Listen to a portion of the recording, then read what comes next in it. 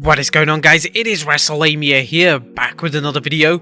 It's time for AEW Dynamite as CM Punk finally gets his one-on-one match against MJF. Join us now as we look at this week's edition of Dynamite, as well as the wildest news stories and rumors you need to know, including a superstar removed and blacklisted from AEW, Shane McMahon headed to AEW, the real reason why he was fired, and much more. Be sure to subscribe and hit that notification bell for daily wrestling videos, and follow us on Facebook for exclusive lists. As always, we won't recap the matches, but just look at the good, the bad, and the downright ugly. And we have our first ugly for AEW Dynamite, believe it or not. But as always, we start off with the good is number 1, the Second City Saint comes up short. Our fans looking for CM Punk to get his revenge on MJF after last week's beatdown at the hands of the Pinnacle didn't get their wish last night, but they did get a magnificent match. The long-awaited match between Punk and MJF was nothing short of fantastic, as the bout lived up to the build-up that played out over the last 2 months. The intense contest included a perfectly executed false finish where MJF appeared to win after choking Punk out with the help of some not so cleverly hidden tape. However, MJF wasn't done, as he does what he does best, stealing victory after a babyface rally. While Punk fans might be disappointed at their hero's loss, the name of the wrestling game is money, and there's no money in Punk scoring a win over MJF in their first match. This match is just the beginning of one of AEW's best feuds, and you can be certain Punk's quest for revenge will culminate at AEW's Revolution pay-per-view this March. A credit to AEW for the way they reaffirmed CM Punk's credentials before booking him into this match with MJF. The promotion had him win several big matches following his return to the ring after a 7-year absence, leaving no doubt that he was still a main event competitor. Naturally, this made Punk's loss to MJF mean much more, and despite the salt of the earth's tainted win, the inevitable rematch should be bigger than last night's bout. Number 2, Punk takes a plunge. Our last night's match against MJF saw Punk reach deep down in order to overcome MJF, with wrestling's straight-edge superstar performing the Pepsi Plunge, a move he really hasn't used in like 17 years. Seeing Punk take the plunge was a reminder that he has a number of moves in his arsenal that fans didn't get to see him use during his WWE run. But Punk even realized the move was a bit of a mistake, as he mashed up his knees when he hit the move, something that obviously didn't hinder him a number of years ago. But indeed, Punk was criticized by more than a few fans for his matches often looking the same, a contrast to Punk's days in Ring of Honor. Seeing the plunge is another sign that AEW stars are free to use more moves than they might elsewhere. Number 3, Pac is incredible. Pac is one of AEW's hidden gems, as seen by last night's tag team bout with Penta and Pac against Brody King and Malachi Black. Pac and one half of the Lucha Brothers worked well together, and despite their loss, it's clear the two are a team to watch. As for Pac himself, his in-ring skills are first-rate, and his badass persona coupled with his microphone skills leaves no doubt he has much to offer in AEW, even if he did look like he was in the remake of Bird Box. Pac fans were excited when the former superstar jumped to AEW, and he delivered, working 2 fantastic feuds with Paige and Omega until the pandemic kept him out of AEW due to travel issues. And it'll be interesting to see how things play out with Pac taking on the Kings of the Black Throne, a fearsome team that looks like it could soon dominate AEW's tag team scene and perhaps the entire promotion. Number 4, Mox and Bryan in the same ring? Yes please. Jon Moxley versus Bryan Danielson? Enough said. Our fans looking for a feud of the year candidate have everything they need in front of them, as Mox and Bryan have it all. AEW is taking its time with these potential programs, teasing fans as to whether the two will join forces or tear each other apart. Moxley and Danielson should consider a tag team much like Kenny Omega and Adam Page did. One of AEW's advantages is that the tag team competitors are not portrayed as B-listers, so a Mox-Danielson team wouldn't be a step down for either competitor. On the other hand, fans might be so eager to see the two fight it out that AEW will throw them into a feud. What do you guys think AEW should do? Let us know in the comments down below. And number 5, Danhausen is very over.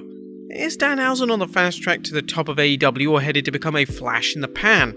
Danhausen has been in AEW for just 2 weeks and he's already super over. The fans are already in love with the oddball character with a face paint, and he hasn't even wrestled yet. Danhausen has the potential to become a fan favorite in AEW, and it'll be intriguing to see how AEW responds to the fans. Will they give him a strong push, promote him as a sideshow attraction, or let things play out over time? Now, we needn't name any names, but we've seen wrestlers connect with the fans in other promotions only for them to be squashed because they didn't fit in with the boss's wishes. How AEW treats Danhausen will be a sign of whether the promotion can keep its fans happy rather than telling them who they should like.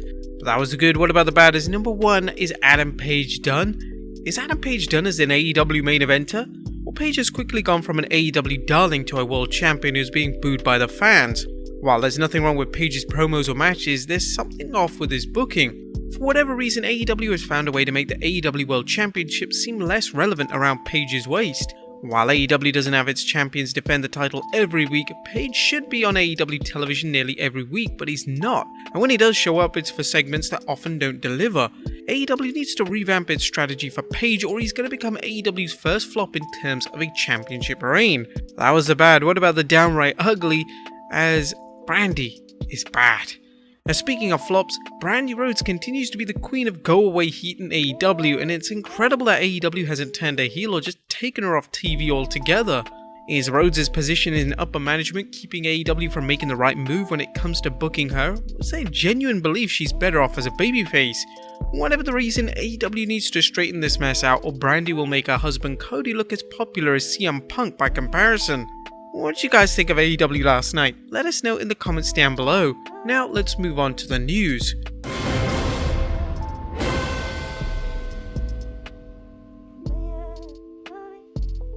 Our first story today looks at the real reason why Shane McMahon was fired from WWE. Atop today's news are reports emerging as to the reasons for WWE giving Shane McMahon the old heave-ho. If you've been keeping up with our news videos, you know that Shane's booking for the Men's Royal Rumble was blasted, as the plans were for him to perform at both the Elimination Chamber and WrestleMania. Furthermore, Shane reportedly clashed with Papa Vince, leading to the WWE's Kingpin sending his son packing. And now PW Torch's Wade Keller is reporting that things really unraveled with him and his dad on Saturday. Things were not good according to what I heard. Keller noted, "This was almost a last straw for a lot of people in WWE when it comes to Shane and his dad, of course being the final decision maker on that front. So the story is for the third year in a row he was brought in to help produce the Royal Rumble. It's sort of a dad doing a favour to his son. Shane's creative ideas over the decades have been laughed at behind his back. I've reported that for decades. He was never seen as having a good creative wrestling mind. That has carried over even into his 50s when trying to help produce the Royal Rumble." Now, we aren't calling bullshit, but it is worth repeating that Shane O'Mac has received praise for his work booking previous Royal Rumbles. Whether or not those instances were exceptions is open to conjecture, but what has been widely reported is that Shane clashed with producers over Vince McMahon's final plans for the Rumble, and that Shane rubbed people the wrong way with his dominant performance in the Rumble against stars like Riddle and even eliminating Kevin Owens. Keller seems to believe that things finally reached a breaking point between Shane and his dad. The issue was that Shane really got to the next level with Vince when it came to what was planned for Raw, and that Shane had real problems with how he was going to be framed as he was going to be in the Elimination Chamber. And so Shane disagreed with what Vince wanted to do and how he wanted to do it. It was laid out to Shane what the plans were and he didn't like it, and he pushed back, and that led to Vince just finally having enough and cancelling all plans with Shane, everything that they had planned with him. But is he headed over to AEW?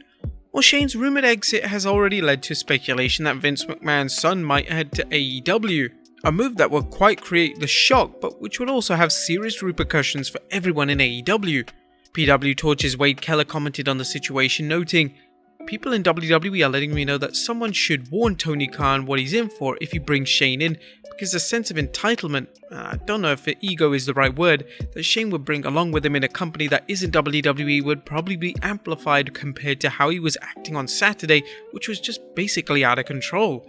Now, there's no denying that having Shane speak out against the WWE would be a public relations coup, but the idea of Shane squashing various AEW stars would definitely not go over well with AEW's fanbase. However, if these claims about Shane being out of control are untrue or exaggerated, should AEW reach out to Shane O'Mac? And finally, a superstar removed and blacklisted from AEW. Are fans tuning in to watch recently released WWE superstar Brian Kendrick wrestle Jon Moxley on Dynamite got a real big surprise when Mox battled Wheeler Yuta instead.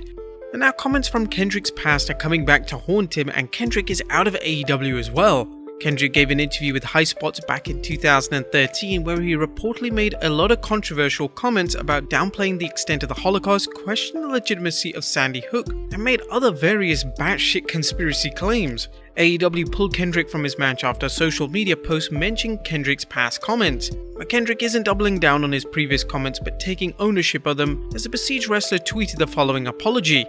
"I apologize for all the hurt and embarrassment I caused with my words. These are not my beliefs and never were my beliefs or mine, and I crossed the line. I spread the most vile comments without thinking of the damage it would cause. I will live with this regret for the rest of my life. I am truly sorry for the pain I've caused. Well, apology or not, Kendrick did the impossible last night, leaving WWE, almost debuting in AEW and then getting fired from AEW, all in just one night. It's quite an achievement. But there you have it, folks, the good, the bad and the downright ugly of AEW Dynamite, as well as the wildest news stories and rumors you need to know. Be sure to leave your comments down below and I'll see you next time with some more wrestling content.